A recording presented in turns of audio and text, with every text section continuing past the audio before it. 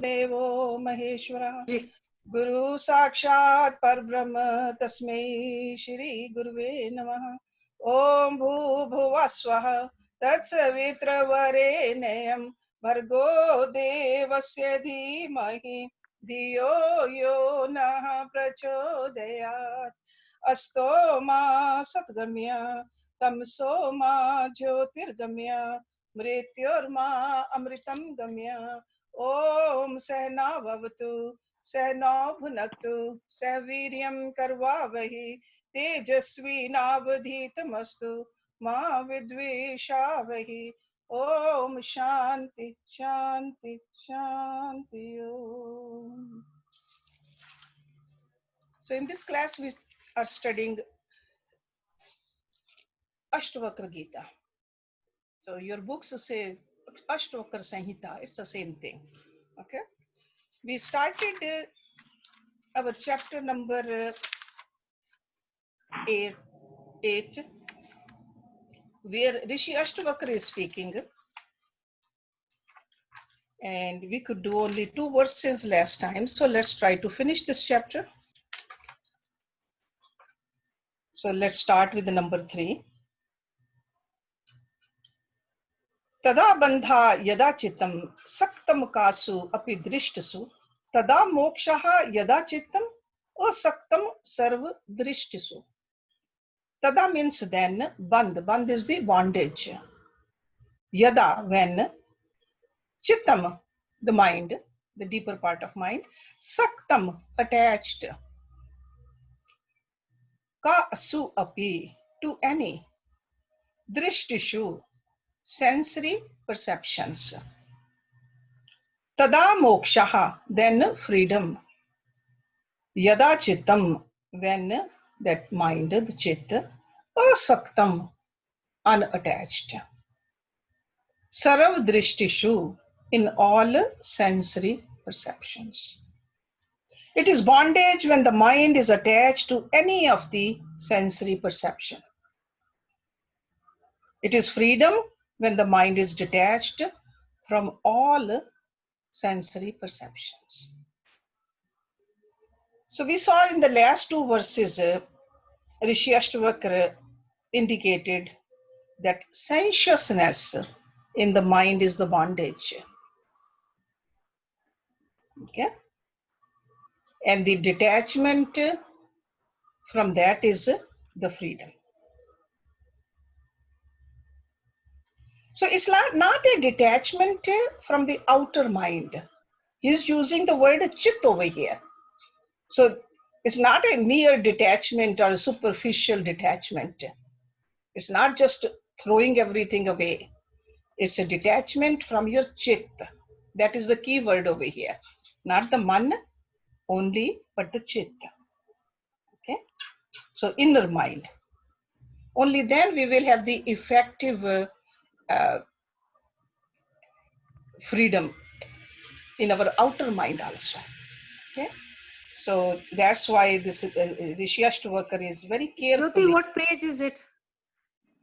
Jyoti, what's the page? Okay. 58. Thank you. I'm just getting into it. Okay, everybody got it? So it's a chapter 8, verse number 3. Mm-hmm.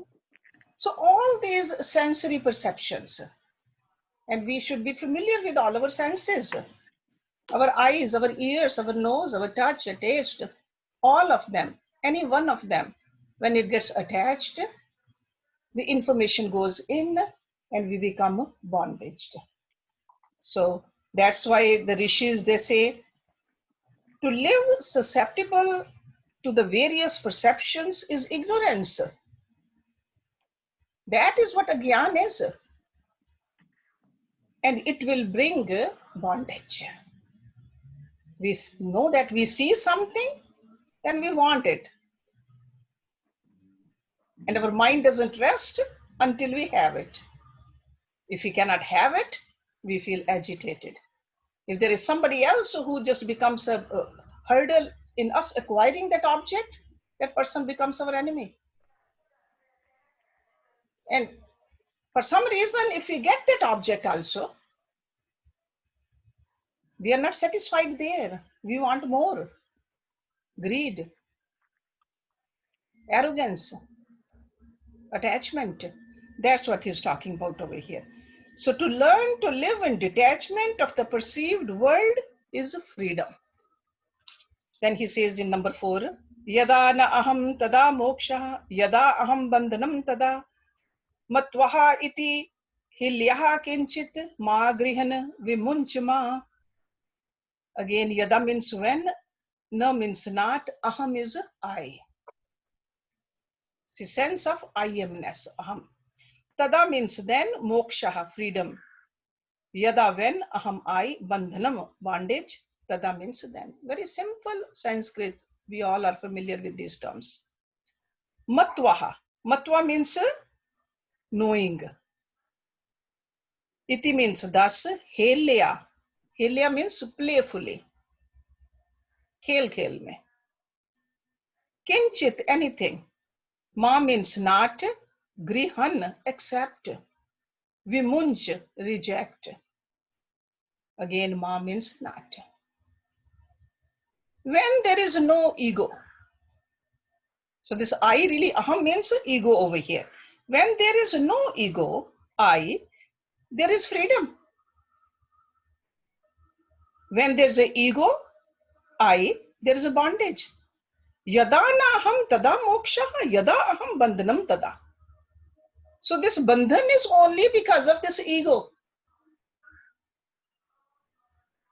Knowing this, stop from accepting or rejecting anything playfully.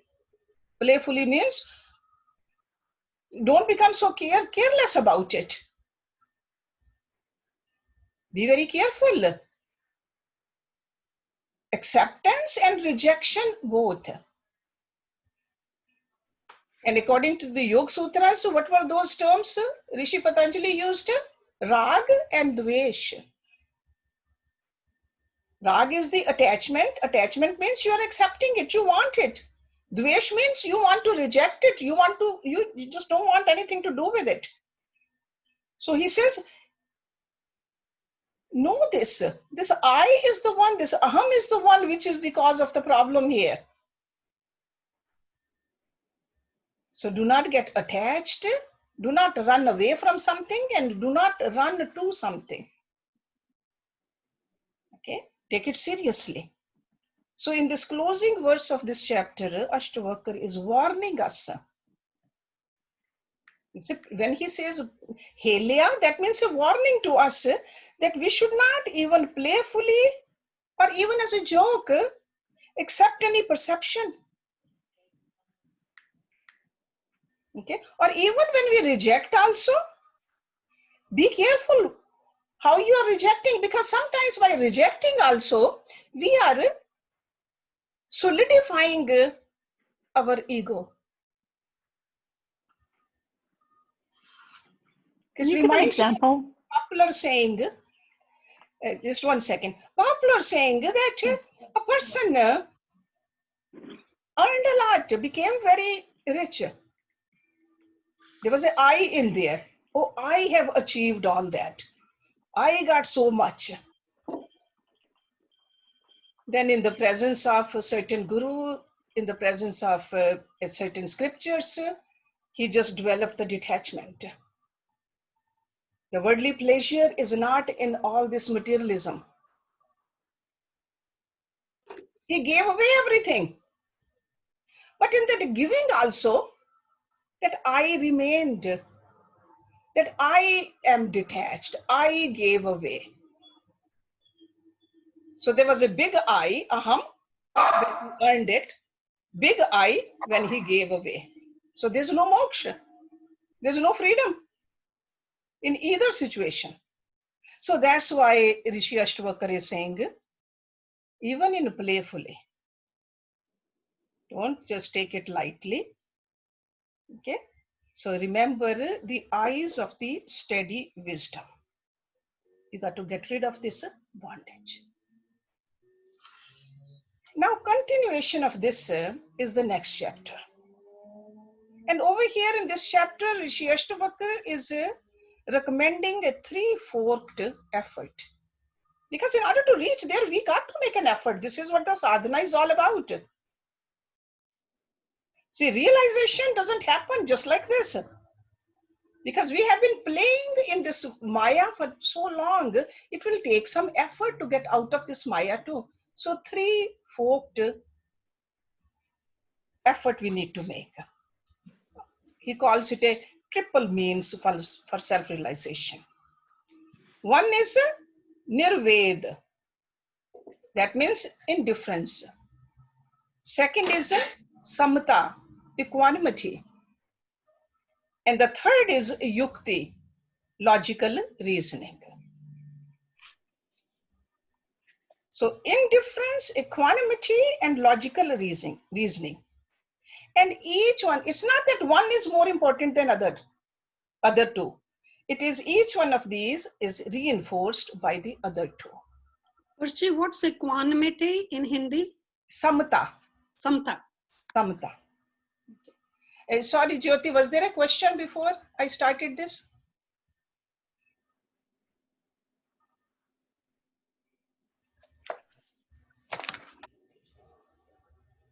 No? Okay, if there's no question, then Sorry. I'll continue. Go ahead, go ahead. Okay. I just so, had the question was, sorry, the question was that if you can give an example of what he meant by in that number 4 at the end. Yeah. Oh, I see, like accepting and rejecting. So no matter what kind of a situation you are in, do not try to run away from it. Okay.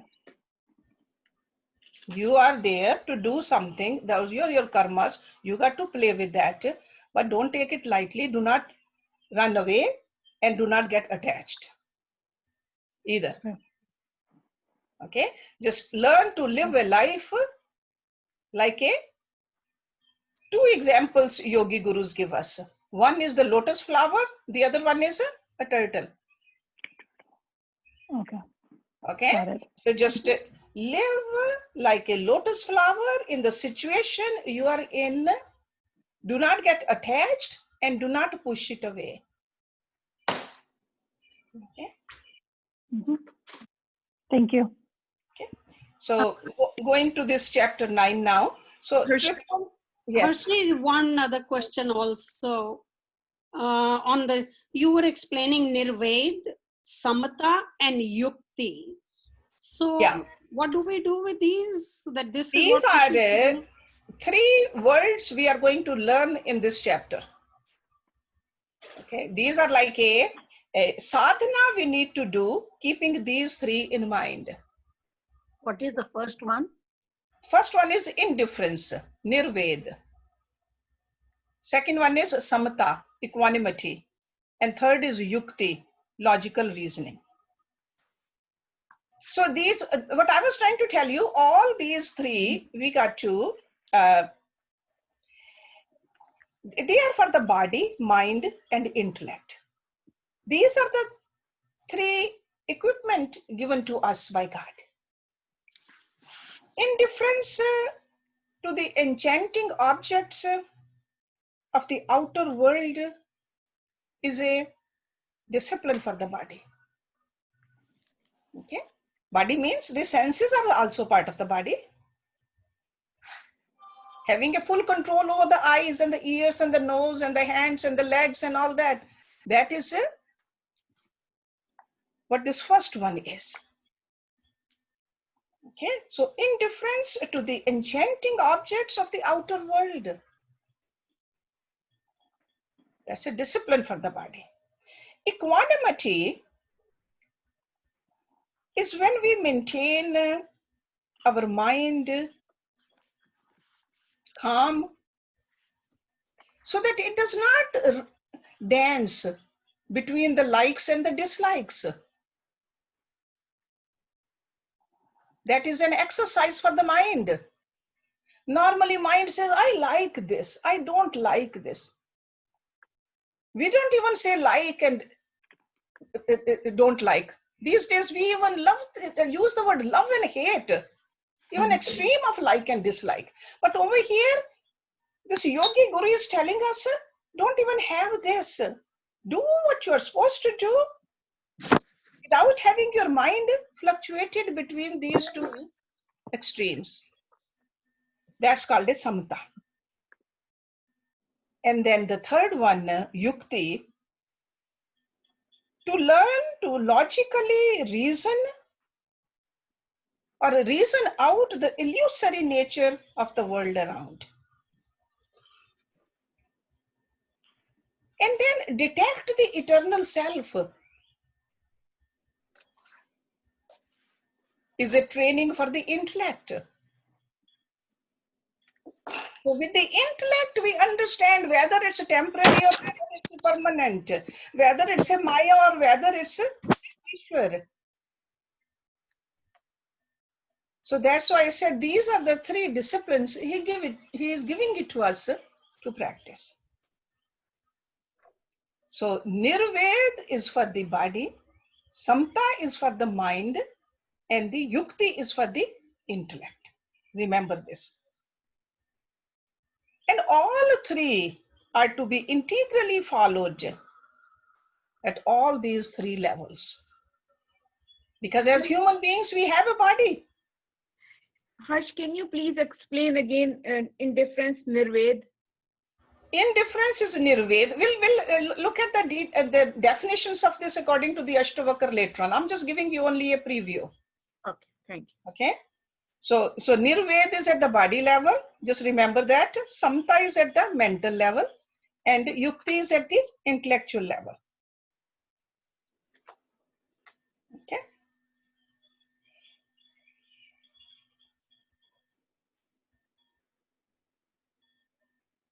See, what happens is, he talked about the desires earlier. Yes, Jyoti. Manju has a question. Yes, Manju. Namaste, Hershi. So Namaste, Manju. these three together, is that what Uprati thing is? All three Yes, together? yes. Uprati When we are using all these three together. and then moving up, yeah, that is uprati. You're right. All three levels.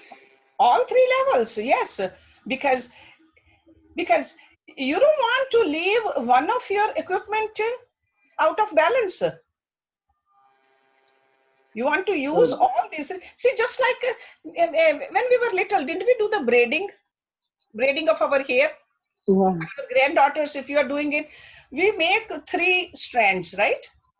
And we take all 3 of them. If we leave some hair out, it's not a good braid, right? Yeah. So this is what this is. That's how we create a rope. Even for the rope also, there's always 3 strands. So thick, strong rope is when all the 3 strands, or a good looking braid is when all the 3 strands are woven together nicely. So this is how, as a human being, we have been given these 3 faculties: body, mind, and intellect. We got to make sure that we do the sadhana with all 3 of them. And uprati, as you said, yes, uprati is when we are attached to that higher. Rati means attached. We still have all this. We have a mind, but mind, instead of being attached to the lower, we are saying, hey, my mind, get attached to the higher. Okay. And Bhagat does the same thing actually, but Bhagat does it little differently. This is from a Jnani's point of view. How does Bhagat do? And that level of Bhagat to become, knowledge is needed though. Bhagat says, he's mine. Mera. He is mine, I want only him. At the body level also, mind level also, intellect level also. But a Jnani doesn't do that yet. Ultimately, for a Jnani also, is the same achievement. But a contemplative mind cannot surrender that easily. Contemplative mind says, I don't see God. How can I say he's mine? Bhagat says, I don't care. I have a full faith. I surrender, he's mine. And once we call somebody mine, don't you think there will be a deeper relationship? All we have to do is just consider God mine. In old times, when they were arranged marriages, our parents, grandparents, that's how they got married. Arranged marriages, didn't even see the spouse. There is a ghungat, the person sitting next to you, without even knowing the personality, without even knowing the face, is mine, and love develops. The same thing for a bhagat also. Haven't seen God, but only this feeling that he is mine. Love develops, and that's a bhakti. But a jnani, this scripture is for a jnani though. So for jnani, there is a more sadhana. So these 3 levels of sadhana, that I've been loving this world which I see. Now I understand with the intellectually that this is temporary. There is no eternal joy, bliss in this world. Intellectually, yukti say, but I want to have that bliss. I'm dying for that. I cannot breathe without it. So I want to cultivate this discipline. So that's why Ashtavakra ji is giving us these 3 ways to grow. Okay. So far we've been growing in this world because of the worldly desires. That's why they say desire is a sansar. Worldly desire is the sansar. And indifference to the worldly desire is the only way to reach the state of freedom. Okay? So indifference, that's why he says, start from that. Indifference. And that's where the tapasya comes. That's where the fasting comes. That's where the discipline comes. We become indifferent towards the worldly pleasures. You say, no, every morning I'm going to have a sadhana. Evening sadhana also. See, just like I taught you yesterday, before sleeping, you got to do that Kevali pranayam. What do we do in the Kevali pranayam? All we are saying is reinforcing the fact that we are the Atma. When we are doing that Yoga Nidra also, what we are saying, God, I want to do this exercise before sleeping because I want to remember you only. And when we get up in the morning, what do we do? What do I tell you all the time? Closest picture on the side of your bed should be God's picture. Don't I tell you that on your, whether on the wall or on your nightstand or whatever you have, when you open your eyes, the first thing you want to look at is the God's picture. Not your children's or grandchildren's or your own. Sometimes I see people have their own pictures. To me, I think that is pretty silly. Why do we want to see our own pictures? Especially the pictures when we were younger. That is gone. Past. God's picture. Okay? So that you are reminded that this is the truth. Jnani does that. So now Ashtavakra says, so he's going to explain all these 3. Just remember, this is what we are learning in this chapter. Yes, Jyoti. Pankaj has a question. Yes, Pankaj. What is yukti in Hindi? I mean in English. Yukti is reasoning.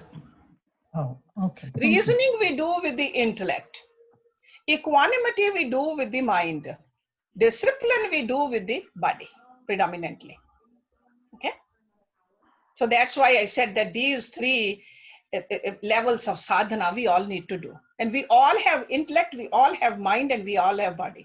And we need to know that, hey, this is my body. I need to know I need to become a master of this body, master of this mind, and master of this intellect, so that I can reason properly. Okay. So number 1. So again, Ashtavakra ji is teaching, a guru is teaching over here.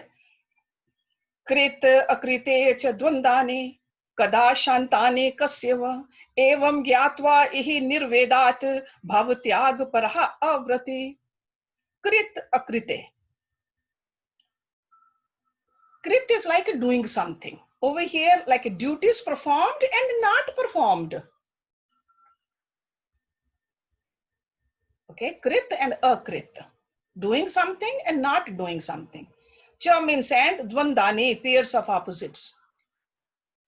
Kada means when, shantani, ended, shant, end.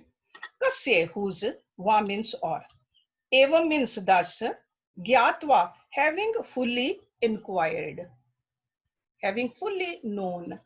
Ihi means in this world, nirvedat, indifference. So this is the term I was telling you earlier, nirved. Bhav means become, tyag paraha, devoted to renunciation. Avrati, avrati means passionless. To whom does the conflicts of duties performed and not performed, and of the pairs of opposites belong? When do they cease? And for whom?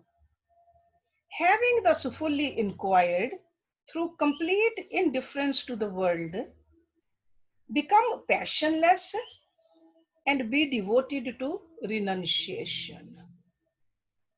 So he's saying that ask these questions to yourself. Don't get attached to the actions done or not done. Who is really doing it? Body is doing it. All the karams are done with the body only. Atma doesn't do anything. And when do they cease? And for whom? So this is like a contemplation we need to do. So line of inquiry is indicated here. So duties performed and not performed can bring a little disturbance in the ego. And that's how we just take the title of doership. I am doing it. I am doing it. So it is the ego's sense enjoyership. That's what it's experiencing. So he says, rise above that. So the ego is itself a projection upon the self. And that's where the conflicts and the anxieties, sorrows, etc. can affect me, the self. So what should be our attitude towards this? He says, avrati. Avrati. See, vrat means a religious vow which we take. So avrati means one who is no more observing the religious vows. Why is he saying that? Because if we see, the most of the vrats are generally undertaken for the fulfillment of some or the other worldly desires. I am taking this vrat so that I gain this, I attain this. So he says, this kind of a person, or when we are rising up, become avrati. Okay, avrati. That means that there's no worldly desire. At the physical level, no desire. Or at least if no desire, we cannot reach there, fewer desires we can go there. Or maybe we can change the color of our desires. If it was more Rajasic desire before, cultivate a Sattvic desire. But ultimately when we are close to it, then there won't be any desire. So he just remember, he's talking to a student who is already there. And that's where we need to go to. We are not there yet, but that's where we are inching towards. Okay, so avrati. There is let me read another Upanishad which says, na kriten artho na shruti samriti vibhrame nirbandhar ivam bodhi satishtati yatha astita. Indifferent to duties performed and not performed. As laid out in the sacred text, he remains in his pure self as an stilled ocean. It's like a stillness, because most of the time our mind gets agitated because of the, have I done this? Have I not done it? Was I supposed to do this? So he says, this kind of a person, when you have reached to that level, whatever is done, not done, you are still calm about it. So that's the indifference, nirved. It's not that don't do anything. While doing it, do the best you can. But when you have moved on, just don't leave any impressions in your mind. Nirved.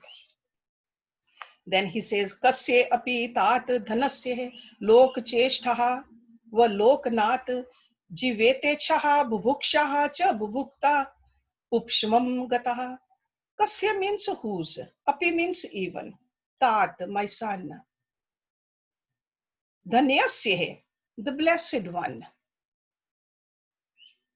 Lok cheshtha va loknat, by observing the ways of men, people. Jivite chaha, passion for living. Bu bhukshaha, desire to enjoy. Cha means and. Bu bhutsaha, hunger to learn and know. Upshamam, has extinguished. Gata means attained. Rare indeed, my son, is that blessed person whose passions for living, desire to enjoy, and hunger to learn and know have been extinguished by observing the ways of man. So all kinds of desires have ended. When you are one with that. Okay. So first of all, Ashtavakra ji is addressing Janak, even though Janak is a lot older, but it's showing infinite love to his student. That's why he's saying my son. And so he says how a person at this level lives in this world all the times, while others are feeling the sorrow. They are going through the up and down with the calamities of the life. So it's happening everywhere, around everyone, all the time, openly, everyone to see, but this person is calm about it. So in our identification with the body, mind, and intellect, we really pant to gain. We want more and more. We want to enjoy more also, and we want to know also. So this is like a physical personality in us. That is a jivit icha. The very first word in the second line, jivit icha. That is a, when we have a, physically we have so much excitement to just live this life. Don't people say we got to live? That is a jivit icha. And the psychological entity in us has a hunger or the desire to enjoy. That is a bubhuksha. Want to enjoy. We want to enjoy from the outer world. We think that outer world is going to give us happiness, the enjoyment, while the source of the joy is right here, but we are not in touch with it. That is called a bubhuksha. And an intellectual person in us is ever hungry to learn and to know. That is a bhutsaha, the third word. That's why he said it's a rare indeed is that intellect or intellectual person who really recognizes the hollowness in this life and cultivates the indifference towards this worldly living. worldly players or worldly knowledge. So this bhutsa is a worldly knowledge. This is not a knowledge about God. This is a worldly knowledge. I want to go see that old mansion or the museum or the paintings. Okay, that's why people travel so much. They want to see the old buildings, the mountains. We haven't seen that country yet. Have seen everything else, but not that country. So that is a bhubhutsaha. Okay. So they think that if you have not seen every part of this world, you have not lived, you have not enjoyed. If you have not eaten in every restaurant, you have not lived. So he's talking about an average person these days. Okay, because people think that that's what life is. That's why he says, rare indeed is that intelligent person or that yogi who doesn't have these ichhas, these desires. Okay, he's indifferent. It's not that he will run away from this, but he's indifferent towards this jivat ichha, bubhuksha, and bubhutsaha at all three levels. Okay. So the world of sense objects and the life of sense gratifications cannot satisfy the deeper yearning for a permanent bliss in us. So there's always something more, some place more, something more. Okay. So in summary, a purified mind alone can see the subtle perceptions and discover a smartness in life, and to cultivate indifference to the world of sense pleasures. How? By intelligently observing the world of calamity. Otherwise, there's a lot of tossing and turning, up and down. But he says the majority are intellectually blind and deaf. Because we are using our intellect also. All our life we want to use our intellect just for the outside world, the material world. We have the intellect, but we are using it only for the materialism, not for the real purpose. Summary repeat kar do. A purified mind alone can. See, that's why the purity is needed. Remember yesterday we were talking about the Shuddhata, purity. So a purified mind alone can, in its subtle perceptions, see that's where the subtlety of the intellect comes. In its subtle perceptions, discover a smartness in itself, to cultivate indifference to the world and its sensual pleasures. By intelligently observing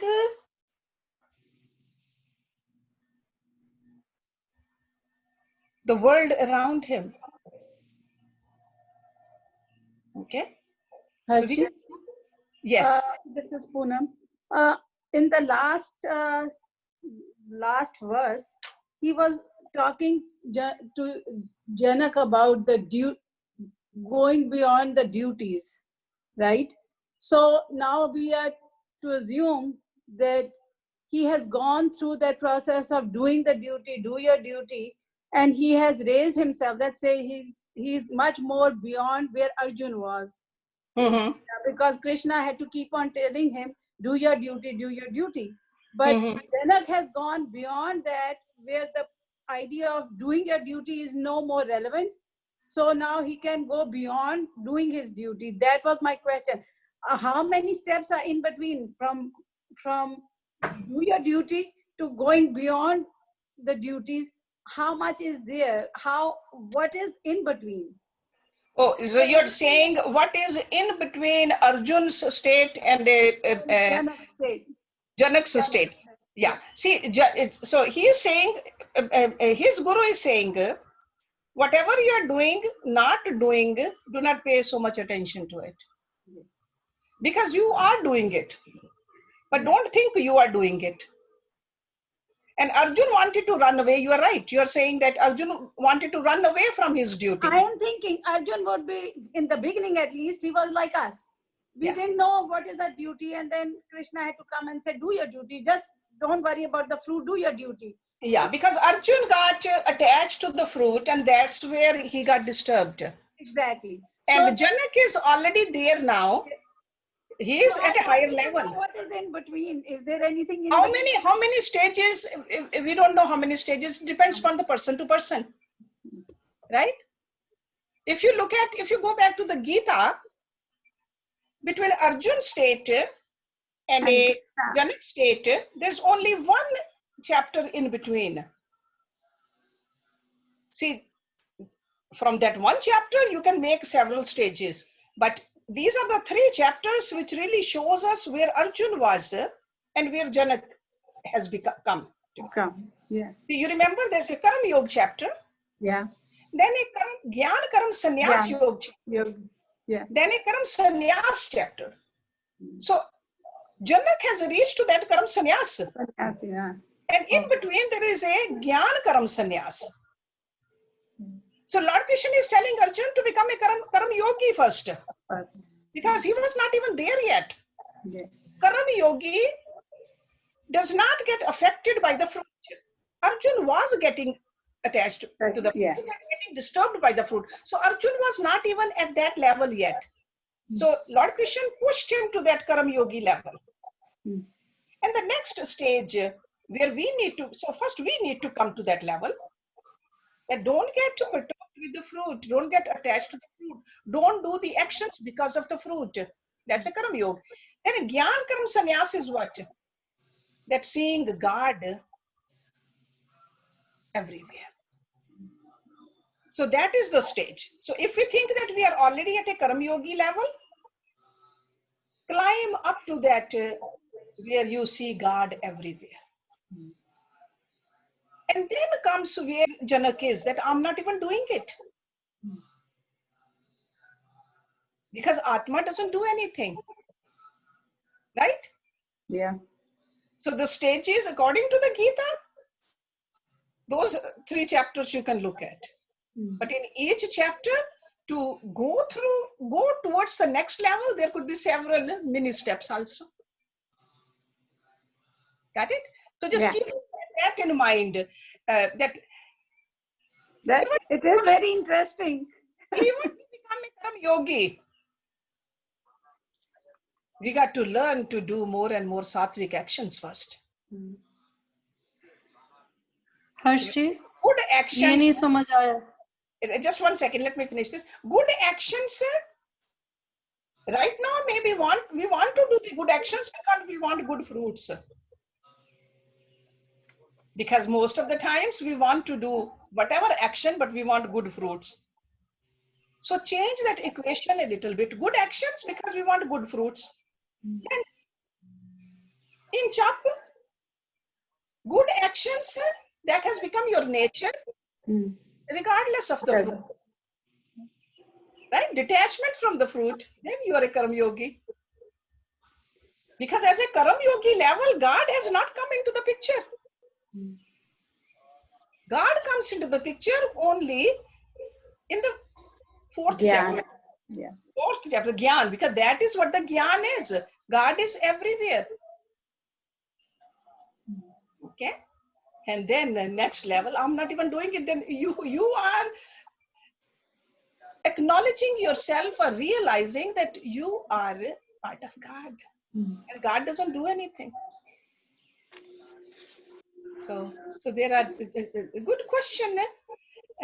But there's Thank you for great answer though. Okay, like if you got it, that's good then. Then it's a great answer. Thank you for such a good Because answer. it's a really deep philosophy. And sometimes we don't understand it in the outer level, but when we think deeply into it, then it makes sense. right? Yeah. Anybody else has a question, Jyoti? Desire to know, desire to enjoy. Yeah. The third one, desire to know. Yeah. So desire He's to saying know. that you have to be learned already. No, desire to know really means to know something worldly. Or even the scriptures know it at a very elementary level. Ultimately, desire to know should be desire to know myself. So he's not talking about that desire. So this desire to know could be, I need to know this world. I need to know more people. Okay? Anything to know in the worldly sense. Not at the Atma level. He's not talking about that. That desire should be the ultimate desire, that we need that desire. Okay? So when he says Bhutsvaha, it's like a hunger to know. Rita has a question too. Who Yeah. does? Rita? Rita, yes. Yeah. Harsh, मैं video पे नहीं हूँ, पर मेरे को please can you repeat one more time? Purified mind alone can. Okay, all right. So this was kind of a summary I was trying to give you. A purified mind alone Can. In its, so that means the mental purity is needed for this discipline. Yeah. In its subtle perceptions, discover a smartness in itself Right. to cultivate indifference. So we are cultivating, so nirved, how do we cultivate indifference or a nirved? We need a subtlety of the mind and indifference to the world of sense pleasures. Okay, thank you. Normally, we want sensuous pleasures. We are gravitated towards that constantly ever since we were little. Okay, even a little bug will do that. And if you put a sugar on one side and a salt, where will it go? Sugar. To the sugar. Human beings, we still are doing the same thing. So we have an ant's mind. We have not grown. Somebody who says, oh, you look good. We say, oh gosh, you are my friend forever. Right? Yes. I mean, sometimes people don't even say it on face these days, even on Facebook. Somebody likes our, whether they mean it or not, they just press a like and we think, wow, wow. That's the ant's mind. Gravitation towards the worldly likes. Okay? So Pramila that's has why. a question.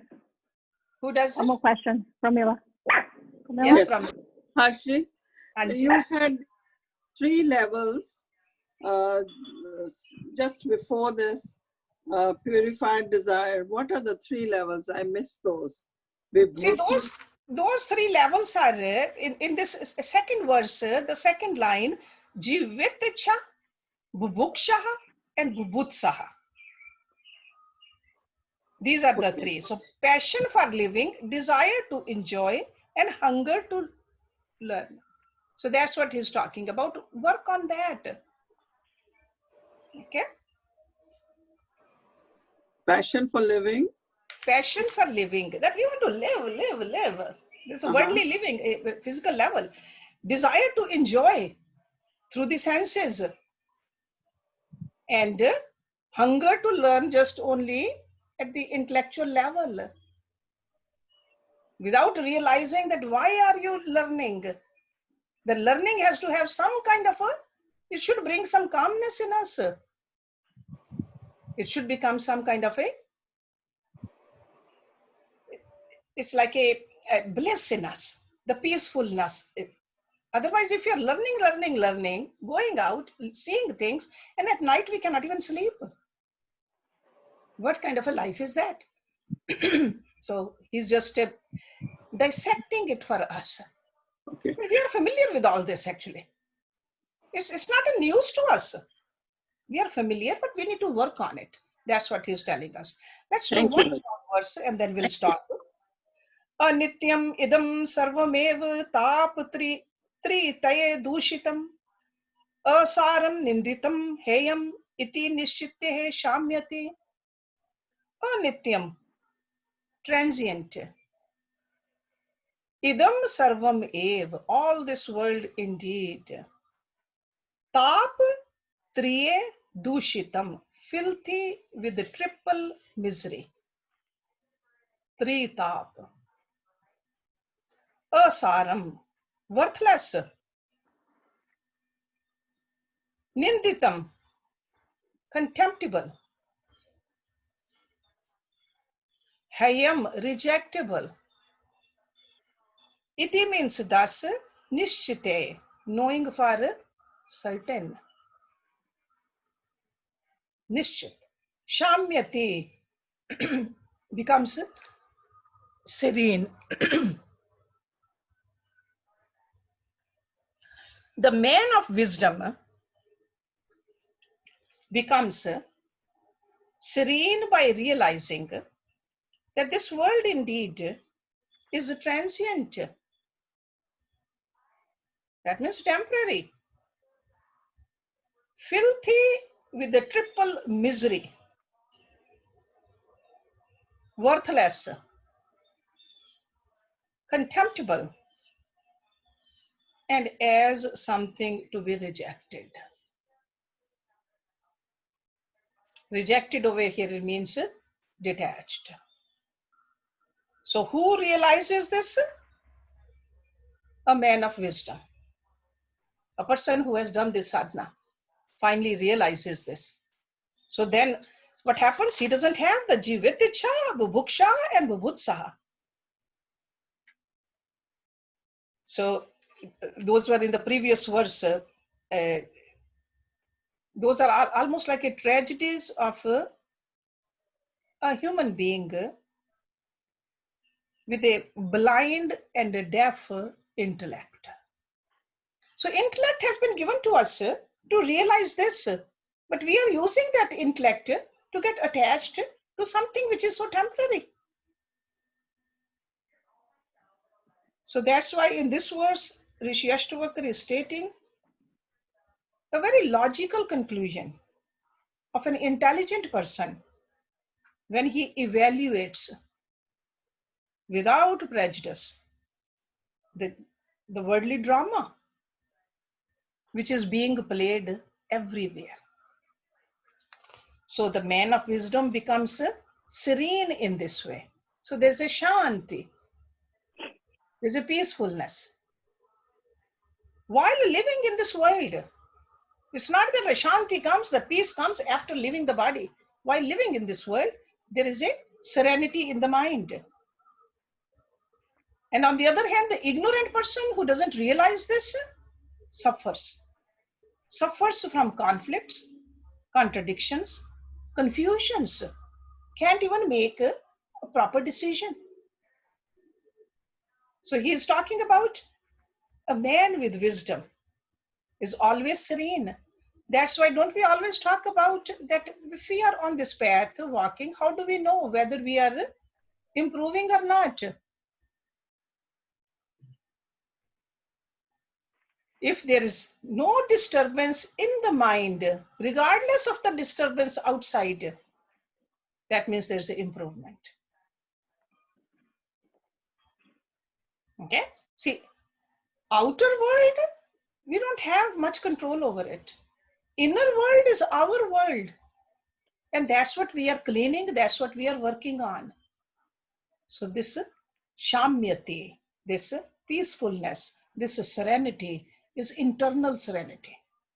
And normally what happens when there is a serenity inside, the serenity will show in person's personality, in person's actions, in person's health. You will see that it just radiates out. Okay, so we'll see in our growth, we will see that more and more when we practice something like that. So wise man has based his understanding that the world is transient. So always remember, this is temporary. That's why the common saying, this shall pass too. Good as well as bad. Don't get attached to it. It's not permanent. And then he says it's worthless. Worthless means, see, worth of something is only if it's permanent. Something which doesn't even last forever, it is worthless. Just like a paper plate is worthless compared to a crystal bowl. So compared to the Atma and the Paramatma, this body or all the acquisitions, it's worthless. So in that sense, he is saying worthless. Okay? So never permanent, it is worthless. So something to be discarded. So it's not that we got to discard right now this body and our possessions, but don't keep them in your mind. Discard from your mind. So it's full of sorrow. Full of sorrow. If you look at it, majority of the life, either we are worried about ourselves, about our parents, or about our children, about the economy, about our jobs. There's a more sorrow. Even if we have a healthy body, we are constantly worried something going to happen to it. Especially these days. So full of sorrow, streaming in a gushing haste towards the end. So he says the triple tretap. What are these tretap? Tretaps are... Adi bhautik, adi devik. Yeah, exactly. Adi bhautik, adi devik, and adhyatmik. Trayatap. Trayatap. Okay? So we are worried. We are worried from these coronas also. We are worried from the earthquakes also, the hurricanes also. Anything can happen. We are worried about it. We are worried that physical body is getting sick. Our mind gets disturbed. So treyatap. But when we really realize that nothing can happen to real us, the Atma, the self, the soul, then there's no disturbance then. Serenity comes from there. So this knowledge gives us serenity. And when we have this knowledge and we are working hard in the outer world, that does not tires us. That does not bring any kind of a fluctuation in the mind. We do work hard because it's our duty, or the time comes, and not even a duty, just having a nature of just doing what you're supposed to do. And knowing it clearly also, what am I supposed to do? Part of it's always connected with God. Okay, so I know somehow this class time flies faster, don't you think? We always think that we want to do more verses, but we can't. But we'll start with the verse number 4 of this chapter. And study. Kim has a question. Yes, Kim. Kim. I have 2 questions. One, can you please define the 3 words? Triyatap, it was adibhotik. Adibhotik, that is at the physical level. Adidevik, at the mental level. Okay, and adhyatmik, that is even deeper than that. Some people call it an intellectual level, or it could be at the like a spiritual level that we have not attained that oneness with God, that little yearning, that how come I don't see God? Everybody says God is everywhere. How come I don't see it? How come I have not I don't have a vision like Arjun had the vision? Or how come I don't even have a guru yet? And all the scriptures say that guru will show us the God. So that kind of a yearning inside us, that kind of a hunger inside us. Okay, so those are the 3 words. What is your second question? Second question is, early in the class you mentioned to live like a lotus flower or a turtle. Mm-hmm. What can you explain the turtle, please? I've never heard that before. Yeah, the turtle example also comes from Bhagavad Gita. It's like a senses. A turtle has all those limbs Whenever there's a danger from outside, what does turtle do? Brings all those limbs inside. This is like to protect himself. And as a yoga student, our senses, they go outwardly, and we got to bring them in so that we feel protected from this world. Okay, thank you. So turtle and lotus flower. Okay, lotus flower, the example is because it grows in the water or the mud, it never gets immersed in that water or mud. It just stays afloat. Okay, so today we are going to have a little chanting done by Rashmi. Is she there?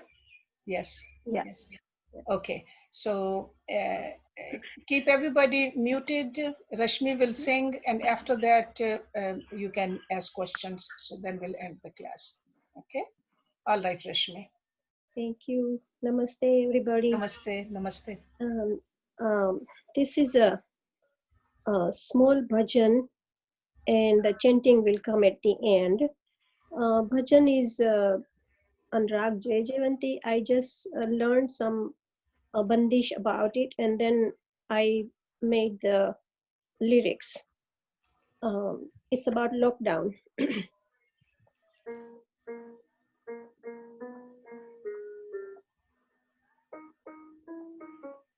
मेरे मंदिर अब क्यों नहीं आए, मेरे मंदिर प्रभु जी नहीं आए, मेरे मंदिर राम जी नहीं आए, कामों से चूक भई मेरे प्रभु जी, कामों से भूल हुई मेरे प्रभु जी, तेरे मंदिर हम क्यों नहीं आते, तेरे मंदिर हम क्यों नहीं आते, जब से गए मोरे सुध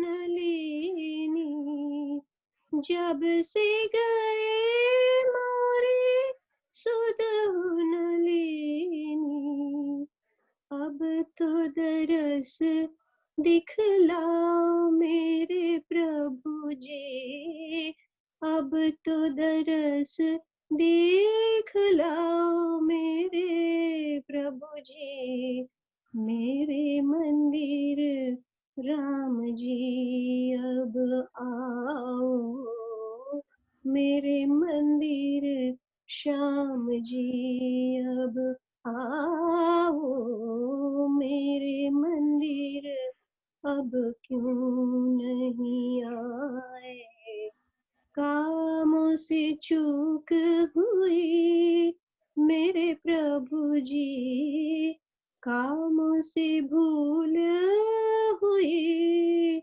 मेरे राम जी, मेरे मंदिर प्रभु जी नहीं आए, मेरे मंदिर प्रभु जी नहीं आए, जय जय राम राम राम, जय जय राम राम राम, जय जय राम राम राम, जय जय राम राम राम, जय जय राम राम राम, जय जय राम राम राम, जय जय राम राम राम, जय जय राम राम राम, जय जय राम राम राम, राम